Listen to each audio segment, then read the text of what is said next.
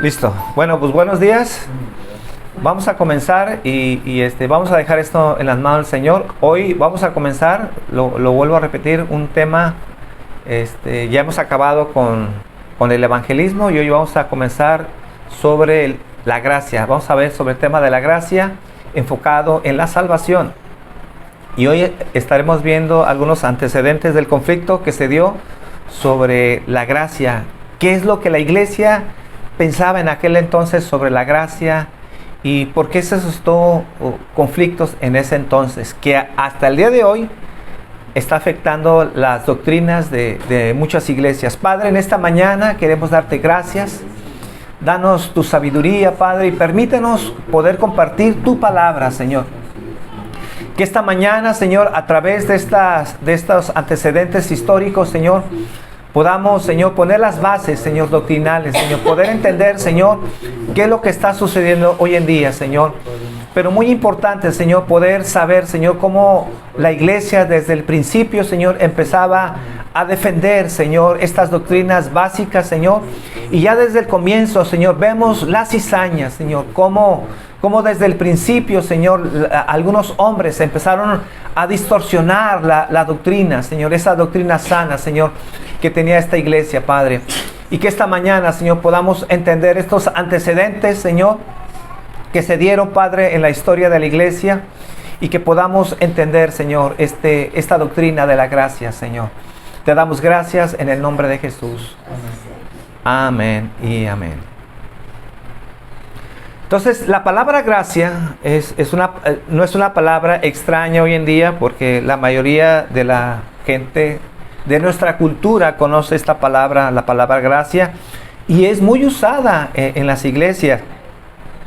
Entonces, la mayoría de las denominaciones cristianas creen que la salvación es por gracia. Si nos ponemos a analizar las doctrinas, la mayoría de ellas, iglesias cristianas, creen en la salvación con gracia. Inclusive, la iglesia de Roma cree también en la salvación por gracia. La única diferencia que vamos a estar distinguiendo más adelante es que, a diferencia de algunas iglesias que creen en la gracia, con el movimiento reformado, es que el movimiento reformado creía en sola gracia. Esa es la diferencia. Muchas iglesias creen en gracia, como Roma creen en la gracia. Si nosotros vamos a su doctrina, ellos van a incluir la gracia como una forma de salvación, pero no es única. Pero cuando nos vamos al tiempo de la Reforma, los reformadores hicieron esta distinción diciendo o citando que la salvación es sola por gracia. Entonces, la gracia, cuando definimos gracia, yo creo que la mayoría entendemos lo que es gracia, que es en una frase corta, gracia quiere decir un regalo inmerecido, un don inmerecido, por decirlo de esa manera. Entonces, si lo definimos en cuanto a la salvación, sola gracia quiere decir que es la causa por la cual Dios nos ha salvado. Él nos ha redimido por medio del puro afecto de su voluntad, y que es una salvación inmerecida. Es una salvación inmerecida. Entonces, no hay nada fuera de Dios que lo haya movido a actuar para salvar a sus hijos. No vio nada en nosotros que entonces pudiera elegirnos, pudiera derramar su gracia, sino, como dice las Escrituras, fue por el puro afecto de su voluntad. Y la gracia contesta a la pregunta: ¿cómo el hombre puede estar en paz con Dios? ¿Cómo el hombre puede estar en paz con Dios? ¿Cómo el hombre puede obtener el perdón de sus pecados? Y obviamente la respuesta bíblica es solo por gracia. Y así fue como inició la Reforma. Se inició, escuchen bien, con una búsqueda existencial. ¿Y por qué decimos existencial? Porque en la vida de Lutero, cuando él buscaba a Dios, porque sabemos que era un monje católico, era un hombre que sinceramente estaba buscando a Dios. Y aunque era un hombre que gustaba guardar su corazón, guardar su vida y quería servir al Señor, él no estaba en paz con Dios. ¿Y por qué no estaba en paz con Dios? Porque aunque le echaba muchas ganas y le echaba todas sus fuerzas, él sabía que su vida seguía siendo una vida pecaminosa. Y él decía, bueno, ¿cómo puedo obtener salvación? Y aunque yo quiero no pecar y aunque yo quiero agradar a Dios, ¿cómo es que yo puedo obtener la salvación si continúo siendo un pecador? Entonces él no estaba a gusto, no estaba en paz. Por eso decimos que era una búsqueda existencial, porque cuando entonces Dios le revela en su corazón que la salvación es por gracia, es entonces cuando él, por testimonio de él, encuentra paz para su vida. Aunque seguimos siendo pecadores y aunque seguimos siendo inmerecedores de su salvación, tenemos salvación. ¿Y por qué la obtenemos? Nada por méritos de nosotros, sino por su gracia. Entonces, y para poner en contexto esta doctrina de la gracia, debemos retroceder en la historia, y esto con el fin de comprender muy bien esta doctrina de la gracia. Entonces, como número uno, veamos primero el contexto histórico. Vamos a ver el contexto histórico. Para los teólogos medievales, ¿sí se entiende esa palabra? Sí. Los tiempos medievales, siglo X, XII, XIII, XIV, ese es el tiempo medieval. En ese entonces, había una rama de la teología que se llamaba vía moderna y otra la vía antigua. Entonces, para los teólogos de ese entonces, obviamente no era cosa extraña el concepto de gracia. ¿Por qué? Porque había dos formas de teología. La primera de ellas era la vía moderna y la otra la vía antigua. Una era más inclinada a la gracia y la otra era más inclinada a las obras. Ya vemos, por es muy importante que ya vemos en los tiempos medievales ya había esa tendencia. Uno que se inclinaba hacia la gracia y otro que se inclinaba hacia las obras. Pero ambas teologías incluían la gracia. De alguna u otra manera, gracia estaba ahí incluida. Pero para comprender mejor este día de la gracia, tenemos que retroceder aún más que el tiempo medieval. Tenemos que regresar a los años 400. A los años 400. ¿Qué fue lo que ocurrió en los años 400 después de Cristo? Bueno, se dio un debate muy importante entre un hombre llamado San Agustín de Hipona, que tal vez algunos ya han escuchado de este personaje, y un monje llamado Pelagio. Este debate le dio la forma o las bases a la reforma, las bases teológicas para su desarrollo. Gran parte de lo que sucedió en ese debate llegó a afectar en el tiempo de la reforma. Y, como dije al principio, y sigue afectando nuestra manera de pensar en ese debate el día de hoy. Porque muchas de las referencias de las doctrinas de la gracia o de las obras lo refieren, la mayoría de ellos, en este debate. Ahora, hago una nota en esto, nuestra fe, cuando decimos solo por gracia, no es algo que nació en la reforma, porque muchos tienen esa idea. Simplemente los reformadores rescataron algo que se había perdido, pero no era nuevo, no era novedoso, no era que antes la iglesia no lo predicara. Por eso tenemos que irnos a este debate a los años 400, porque vamos a ver que la manera de pensar de la iglesia y lo que se suscita en este debate tiene que ver que ya se creía en la salvación solo por gracia. Entonces, esta fe no es nada nuevo, no es nada innovadora, sino que ha sido confesada por los santos desde el comienzo de la iglesia, desde los primeros siglos. ¿Y qué pasó en ese entonces? Bueno, En aquellos entonces, hablando de los primeros siglos, muy en específico en los años 400, habían autores de libros. Entre ellos estaba San Agustín, que él escribió varios libros que hoy en día los podemos adquirir. Pero ¿cómo la gente en aquel entonces adquiría los libros? Bueno, en primer lugar, los libros eran muy escasos y eran caros. No cualquier persona podía comprar un libro. Entonces la mayoría de ellos no estaba a su alcance poder comprar los libros de estos hombres cristianos, estos hombres que afectaron a la comunidad cristiana. Pero también la mayoría de ellos ni siquiera sabía leer. Entonces, doble problema, ¿no? No tenían la forma de poder comprar. Y si tenían la manera de comprar, de poder comprar, pues tampoco era que estaban ahí los libros esperando a ver quién los comprara, porque eran escasos. Y aparte, pues mucha gente no sabía leer. Entonces, ¿cómo un autor de aquel entonces daba a conocer sus escritos?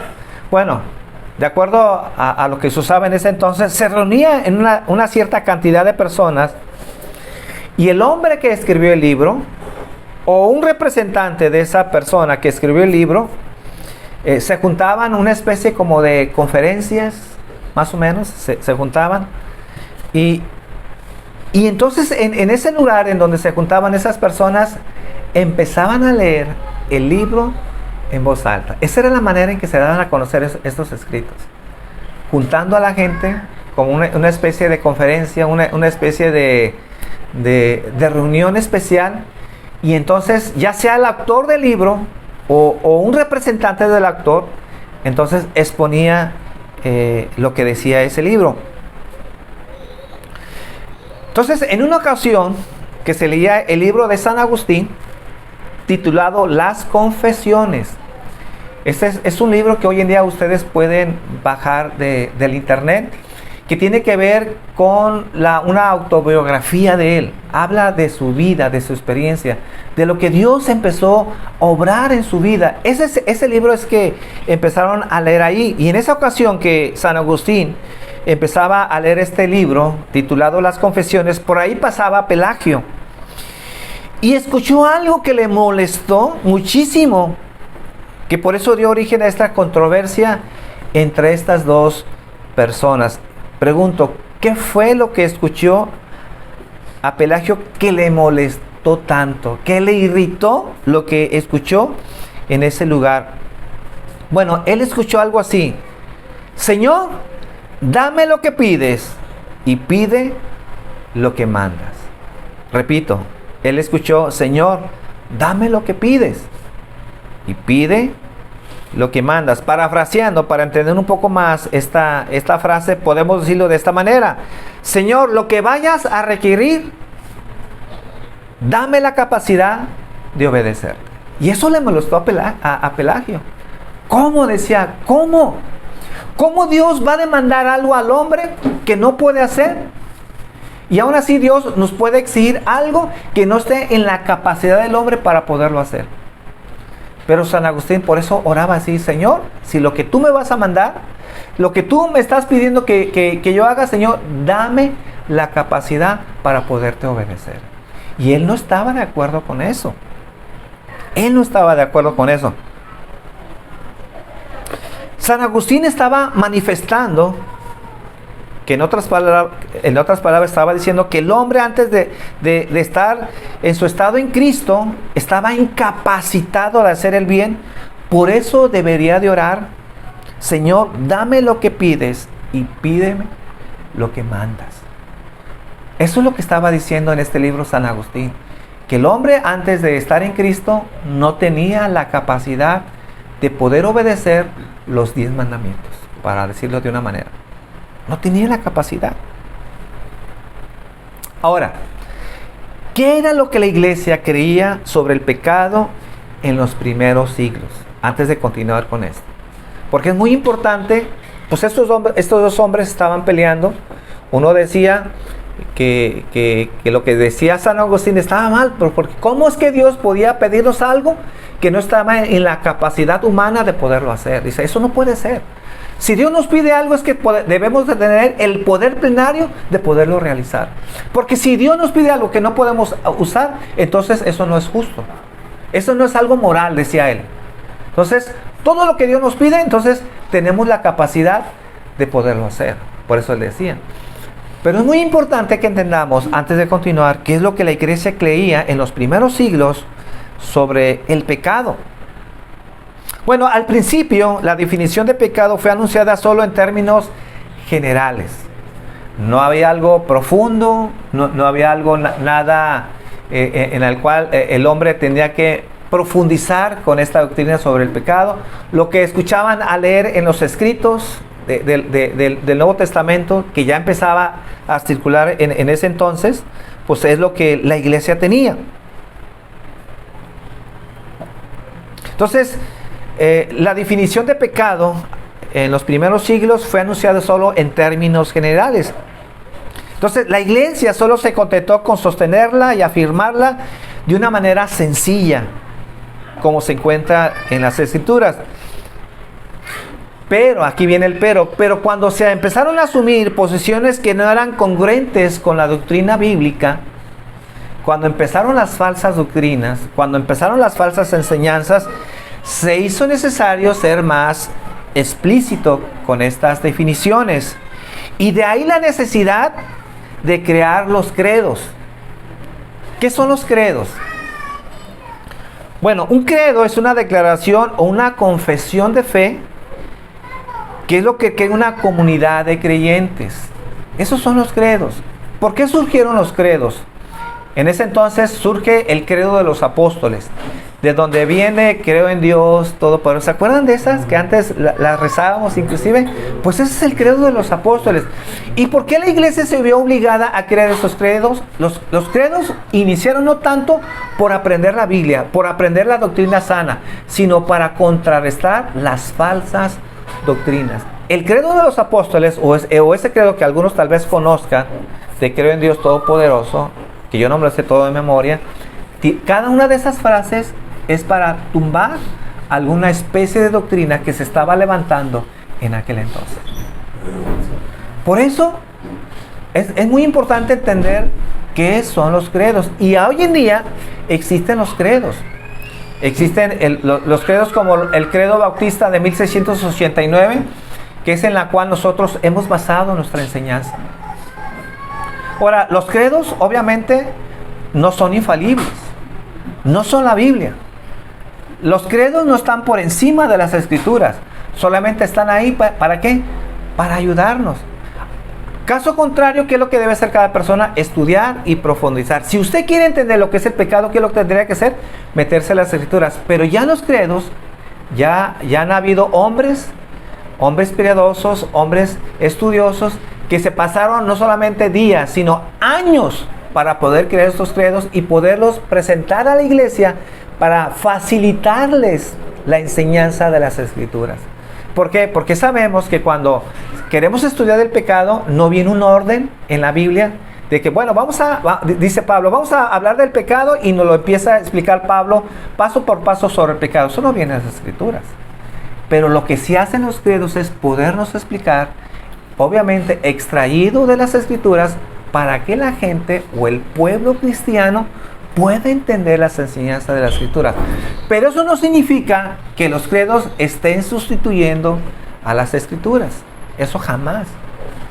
Entonces hay que tenerlo en el lugar preciso, y tampoco hay que menospreciarlos. ¿Por qué? Porque hoy en día la iglesia menosprecia los credos, y no solamente menosprecia los credos, sino menosprecia hasta la doctrina. Mucha gente dice, no hay que predicar doctrina, no hay que predicar nada de eso, hay que predicar el amor, hay que predicar la amistad, la unidad en la iglesia, pero la doctrina no. Pues la doctrina es tan importante porque la doctrina nos enseña cómo amarnos. Porque si cada quien quiere amar y cree que si con esto es suficiente, bueno, no solamente hay que amarnos, pues cada quien va a amar a su manera, y vamos a caer en que vamos a amarnos no bíblicamente. ¿Y cómo podemos amarnos bíblicamente? Con la doctrina. Es que la doctrina no podemos separarla. Y si queremos deshacer la doctrina, entonces tendremos que deshacer la Biblia, porque la Biblia está lleno de doctrina. Entonces, estas definiciones de las doctrinas fue un proceso gradual. Conforme se fueron suscitando las falsas doctrinas en los primeros siglos, entonces estas descripciones de doctrinas como el pecado se fueron entonces definiendo más. Entonces, fue solo después de que surgiera en la iglesia un error tras otro error, que la verdad fue distinguiéndose de las falsas enseñanzas mediante declaraciones más explícitas. En general, la iglesia decía que el pecado es un mal moral por el que el hombre debe ser condenado. Eso es lo que enseñaba la iglesia primitiva. El pecado, dice, es un mal moral por el cual el hombre debe ser condenado, y no una calamidad como tal vez hoy en día se enseña, por la cual debe ser compadecido. Pobrecito del hombre. El hombre está tan lleno de pecado, híjole, que necesitamos tener misericordia del hombre. No, hay que entender que el pecado es un mal moral en el cual debe ser condenado. Entonces, 4 cosas que creía la iglesia sobre el pecado en ese entonces. En primer lugar, que todos los hombres son pecadores en su estado actual. ¿Qué creía la iglesia antigua? Que no había ningún santo. No había un santo ahí en una isla escondida, apartado de la sociedad, en donde no se fuera a contaminar. Cualquier hombre, dígame cualquier tribu aislada en donde tal vez no conoce la civilización, ahí en esa tribu, en donde tal vez no han tenido contacto con la civilización, ahí existe el pecado. Y ahí en esa tribu, que a lo mejor no está contaminado con tantas cosas en este mundo, todos son pecadores. Eso es lo que la iglesia creía. No hay santo, y como bien enseña la Escritura, no hay justo ni aun uno. 2. Que esta pecaminosidad universal de los hombres tuvo su origen histórico y causal en la apostasía voluntaria de Adán. ¿Por qué el hombre es pecador? Porque la iglesia decía, porque nuestro primer padre, Adán, él desobedeció a Dios, tuvo su caída, y cuando él tuvo su caída, entonces su naturaleza cambió. Y obviamente cuando su naturaleza cambió, cuando procrearon a su primer hijo, cuando ellos procrearon, entonces ellos ya procrearon ¿bajo qué? Bajo una naturaleza caída. Muy importante lo que estamos diciendo. ¿Qué creía la iglesia? Que si el hombre es pecador, tiene que ver con la causa de nuestro primer padre, Adán. Por eso somos pecadores. Número 3. ¿Qué tal es el actual estado de la naturaleza humana? Que la salvación no puede ser alcanzada de otra manera que por medio de Cristo y mediante la asistencia de su Espíritu Santo. Repito, ¿qué tal es el actual estado de la naturaleza humana? Que la salvación no puede ser alcanzada de otra manera solo por medio de Cristo y por obra del Espíritu Santo. La iglesia primitiva ya confesaba que el hombre bajo sus propios méritos no puede salvarse. El hombre bajo sus propios méritos no puede obtener salvación. Y 4, que incluso los niños, tan pronto como nacen, necesitan la regeneración y la redención, y que pueden ser salvos solos por medio de los méritos de Cristo. Entonces, los niños cuando nacen, ¿cómo nacen? Bajo pecado. Porque este bebé es tan tierno, era un angelito. Bueno, ese bebé tan tierno que no quiebra ningún vaso de vidrio, ¿verdad? Pues ese niño tiene el potencial para poder pecar. ¿Por qué? Porque en su naturaleza ya va ahí. Ya viene su pecado original. Y tan pronto como ese niño empieza a crecer, díganme si no, papás, sin que nosotros les enseñemos a tener maldad, sin que nosotros les enseñemos a mentir, a ser egoístas, les nace solito. Aquí está mi hija que tiene sus 2 hijos, mis 2 nietos. Nosotros no les hemos enseñado a ser egoístas. Nosotros no les enseñamos que cuando hacen algo malo, entonces la niña se esconde. ¿Y por qué se esconde? Porque sabe que no está bien. No entiende tal vez en toda su capacidad, pero hay algo que le dice que algo está mal. Entonces nosotros no enseñamos a nuestros hijos a pecar. Quisiéramos que no pecaran. Quisiéramos que no fueran contaminados en el ambiente exterior. Pero es algo que ellos ya tienen interno. Y que obviamente se desata más si convive con gente pues que presume su pecado, ¿verdad? Entonces, estas grandes verdades que se encuentran en la base del Evangelio entraron en la fe general de la iglesia antes de ser intensamente defendidas por Agustín y su controversia con Pelagio. Entonces, cuando Pelagio y San Agustín tuvieron esta controversia, es muy importante entender qué es lo que la iglesia ya creía. No era un asunto entre Pelagio y San Agustín, sino lo que la iglesia en general ya creía. En este caso solamente nos enfocamos a entender lo que la iglesia decía sobre el pecado. ¿Y por qué hablamos sobre el pecado? Porque tiene que ver con la gracia, para entender y definir lo que es la gracia. Y ya vimos que la iglesia decía, no, el pecado es algo que ha afectado a la humanidad y que todos los seres humanos son pecadores. No hay en los seres humanos una persona que sea íntegra sin pecados. Tan es así que aún la gente pagana, la gente que no tiene a Dios, la gente que no teme a Dios, si ustedes le preguntan si ellos creen que existe en la humanidad una persona que sea libre de pecados, ni siquiera ellos creen eso. Dicen, no, toda la gente tiene maldad de alguna u otra manera. Nadie ha creído eso. Desafortunadamente, hubo tiempos en la iglesia en donde se pensó así. Y que vamos a ver que fue en el caso de Pelagio. Ahora, ¿qué enseñaba Pelagio en contraste a lo que enseñaba la iglesia? ¿Qué enseñaba Pelagio y por qué se oponía a esa frase que dijo San Agustín?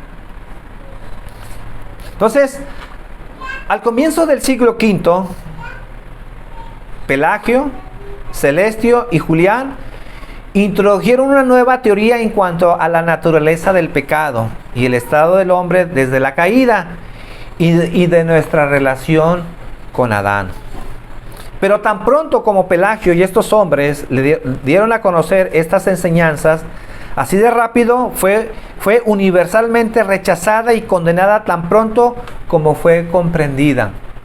Hubo varios sínodos, hubo varios momentos en donde se condenó las enseñanzas de Pelagio. ¿Por qué? Porque no era la creencia de la iglesia.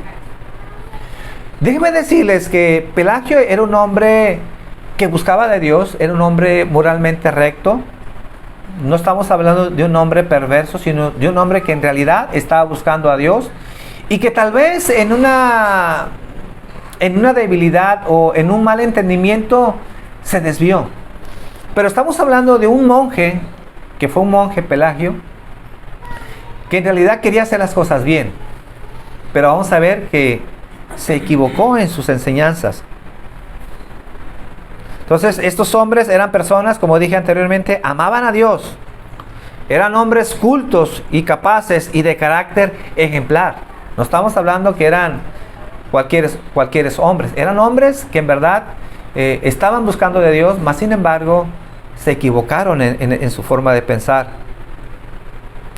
Ahora, el principio de su doctrina radica en la teoría pelagiana de que la capacidad constituye el límite de la obligación. Repito, el principio radical de la teoría pelagiana de Pelagio es que la capacidad constituye el límite de la obligación. O sea, hasta donde el hombre es capaz de hacer las cosas, hasta ahí está obligado a hacer.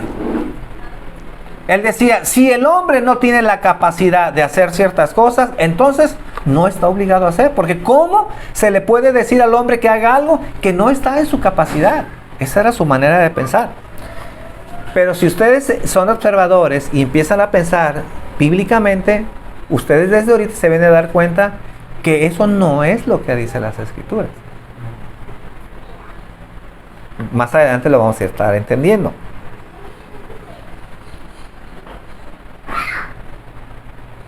Entonces él decía, si debiera, decía Pelagio, si debiera es que puedo.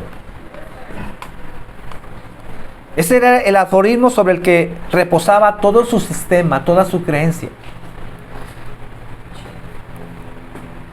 Pelagio sostenía que el hombre debe tener la total capacidad para hacer y ser todo lo que se pueda exigir en justicia.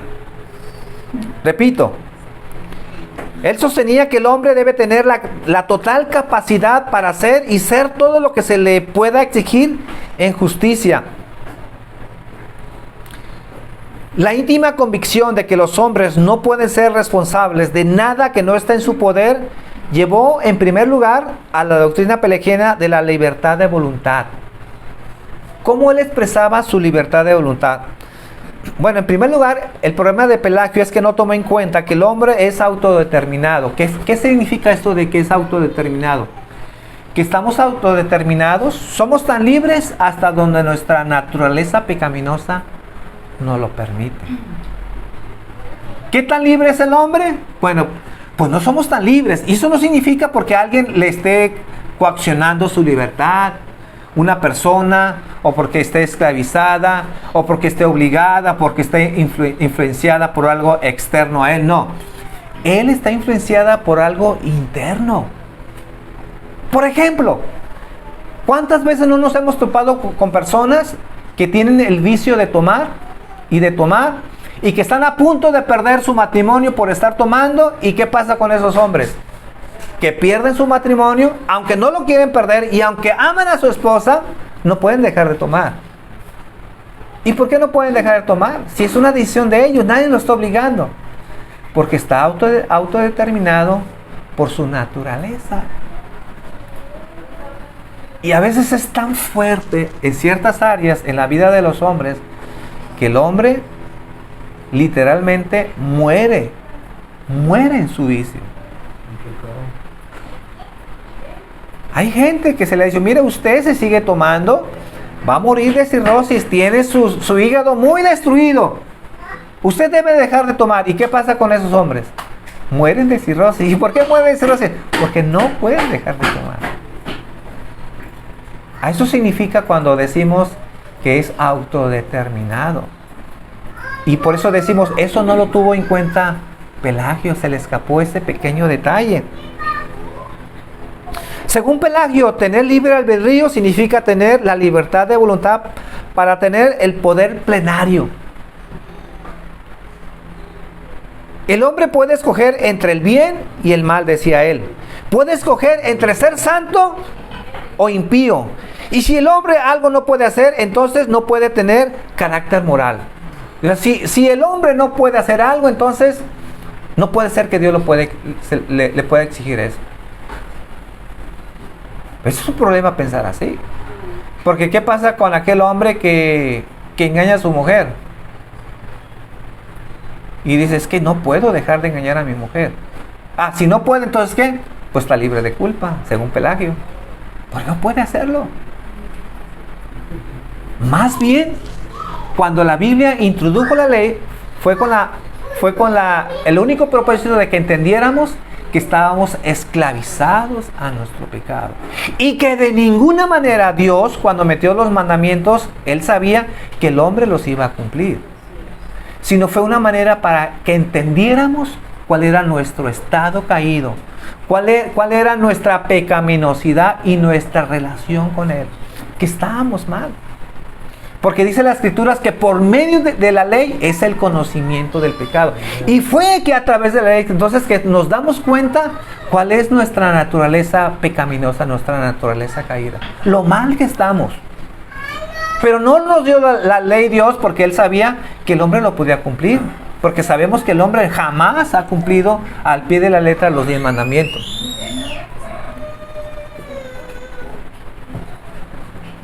Entonces Él decía, si el hombre peca es porque hizo esa elección. No por otra cosa, sino porque Él decidió hacerlo.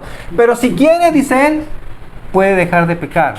O como dijimos anteriormente, el hombre puede pecar o no puede pecar. Pero si el hombre quiere, puede ser santo. Si quiere. Entonces, debemos de ver allá afuera gente que no cree en Dios, que si quiere vivir bien, si quiere comportarse bien, lo puede hacer según Pelagio. No necesita de Dios.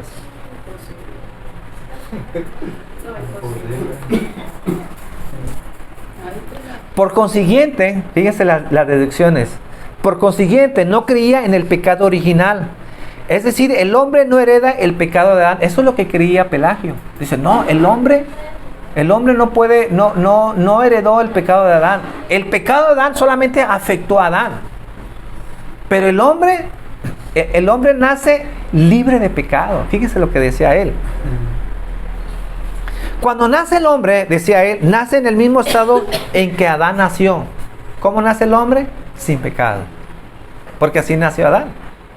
Cuando nacen nuestros hijos, cuando nacen nuestros nietos, decía Pelagio, nacen sin pecado.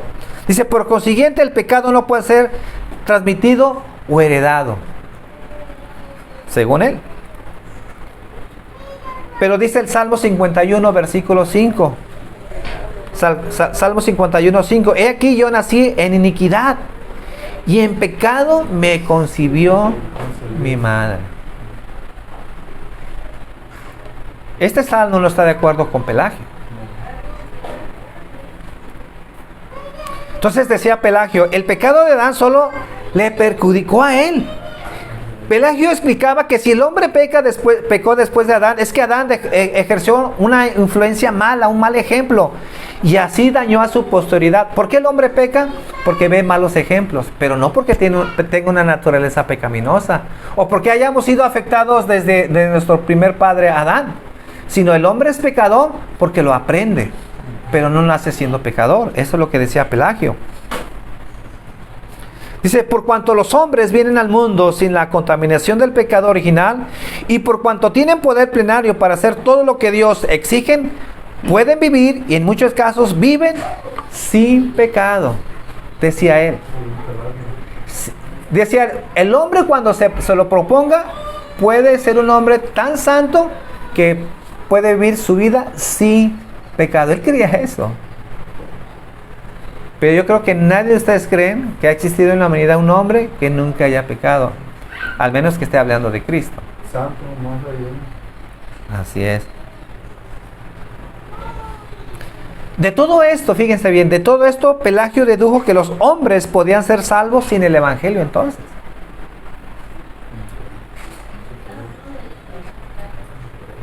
Decía que cualquier hombre, sea pagano, judío o cristiano, puede obedecer la ley de manera plena y alcanzar la vida eterna. Si quiere y si el hombre se lo propone, puede el hombre cumplir los 10 mandamientos. Y si cumple los 10 mandamientos, entonces ¿qué? Pues puede obtener la salvación. Sin el Evangelio. ¿Qué quiere decir sin el Evangelio? ¿Cómo entendemos eso sin el Evangelio? Sin que Cristo muera por nuestros pecados. Sin Cristo. Imagínense lo que está diciendo. Pero estas ideas, por eso es muy importante que entendamos, por estas ideas es muy importante que las entendamos, porque se han ido plasmando hoy en día. Si no así, con unos tintes o con algunas ideas pelagianas. Por eso hoy en día ya no se dice las doctrinas pelagianas, sino se llaman semi-pelagianas, casi pelagianas. Tal vez no como Pelagio pensaba, pero tienen ahí esas raíces, esas influencias de Pelagio. Porque decía Pelagio, no, el hombre para que tenga su libre albedrío debe tener poder plenario. Que todo lo que se le pida, que todo lo que se le exija es que lo puede hacer. Y si no lo puede hacer, entonces eso sería inmoral. Y entonces Dios no puede exigir algo que el hombre no puede hacer. Eso lo decía Pelagio.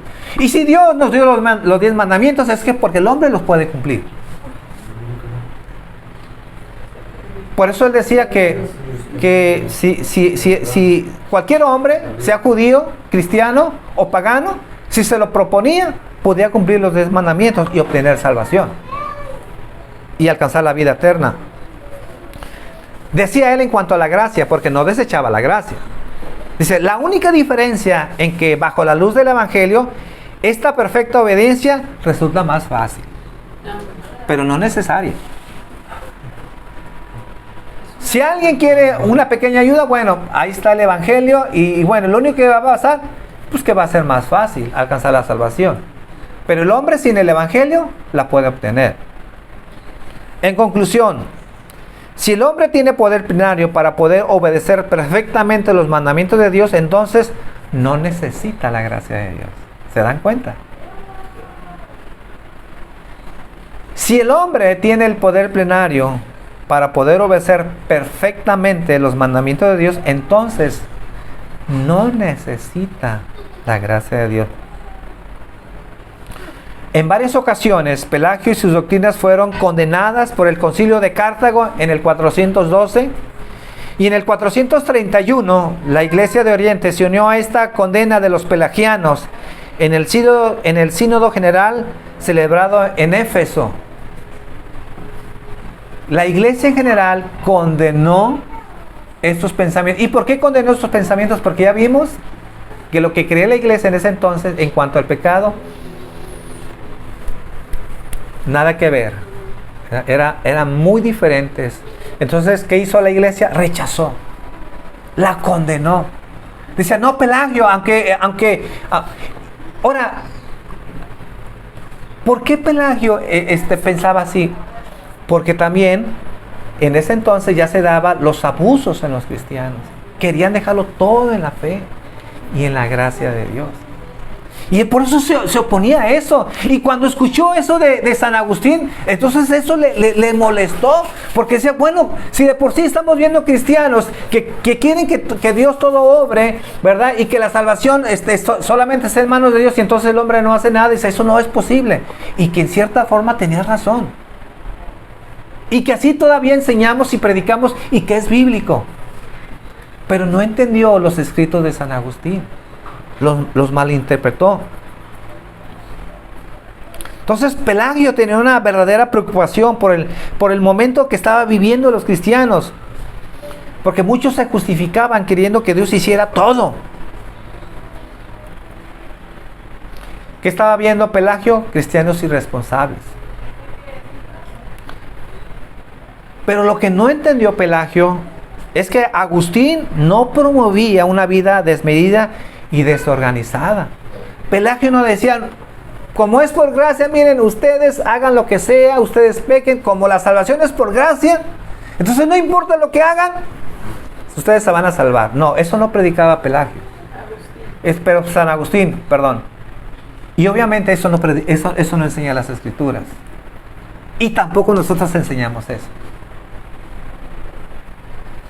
Porque se pudiera entender así cuando decimos que la salvación es por gracia. Entonces ¿qué? Entonces el hombre puede hacer lo que sea, no importa lo que peque. No. Pues hasta la fecha sí nos dicen a nosotros cuando predicamos la salvación por gracia, sí nos dicen, es que ustedes son salvos, siempre salvos, pero no lo pueden entender. Sí, porque necesitan entender esto. Sí. Lo que San Agustín resaltaba es que la salvación inicia en Dios. Lo que hace que el hombre busque a Dios no nace en el hombre, sino es algo que nace en Dios. Eso es lo que enseñaba, eso es lo que estaba diciendo Pelagio. San Agustín.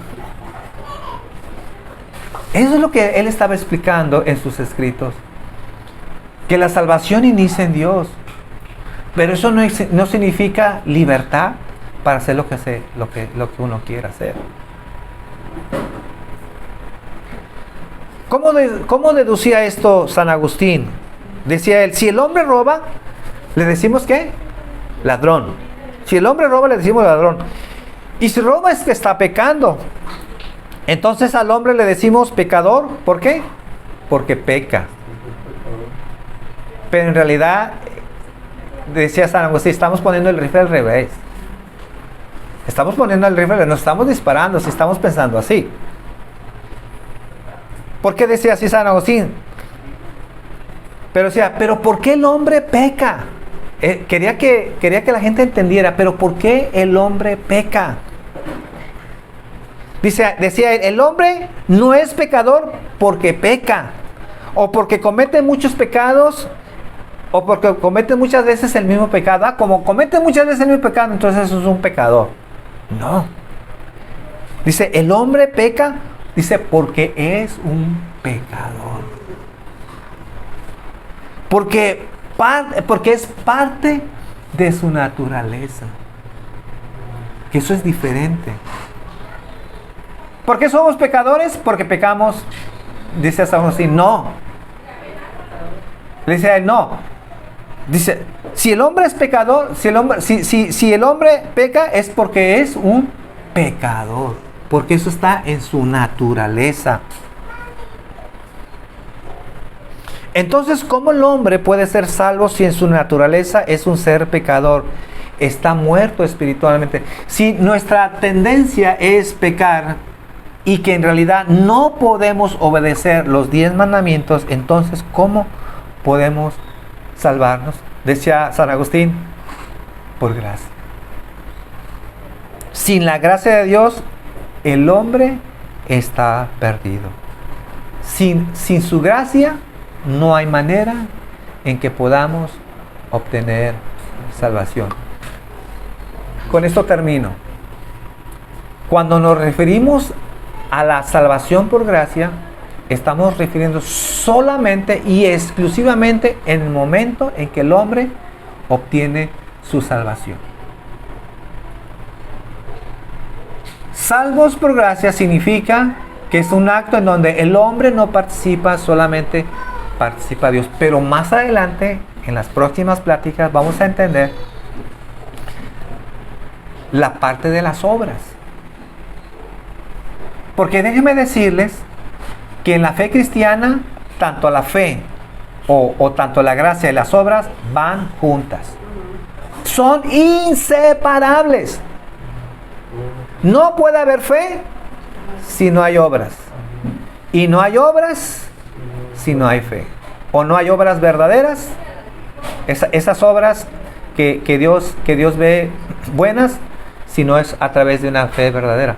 Pero no hay que confundirnos. Cuando decimos gracia, ¿y las obras dónde están? ¿Esas no son importantes? No. Siempre que hay fe, siempre que hay gracia, ahí deben estar las obras. Y no, nunca, en ningún momento las podemos separar. Pero hay que entender cómo juega estas dos, tanto la fe y las obras. Les vamos a ir entendiendo en las próximas pláticas. ¿Está bien? Padre, esta mañana queremos darte gracias. Señor, yo te pido que nos enseñes, Señor, y sé que nos hemos echado un clavado, Señor, a la historia, pero considero, Señor, que nos ayudan, Señor, a alumbrar nuestro entendimiento y de entender lo que pasaba en ese entonces en cuanto a la idea del pecado. ¿Cómo es que la iglesia confesaba el pecado? ¿Cuál era la idea que tenía? La idea sobre la gracia, Señor. Y muy en especial sobre este debate, Señor, que ha afectado a la iglesia y que sigue afectando la manera de pensar, Señor, nuestras doctrinas. Y te pedimos, Padre, que nos des entendimiento, que nos des sabiduría. Guárdanos, Señor, de no caer en el error, Señor. Al revés, Señor, queremos traer luz. Queremos traer entendimiento, Señor, en toda esta enseñanza. Y que tú, Señor, pongas en nuestro corazón, Señor, tu verdad, Señor. Desecha la mentira, Señor. Desecha aquello, Señor, que ennublece nuestra vista, Señor. Y que tu verdad prevalezca, Señor. Te damos gracias, Señor. Y te bendecimos, Padre. Y te exaltamos en el nombre de Jesús. Amén, Señor. También, Señor.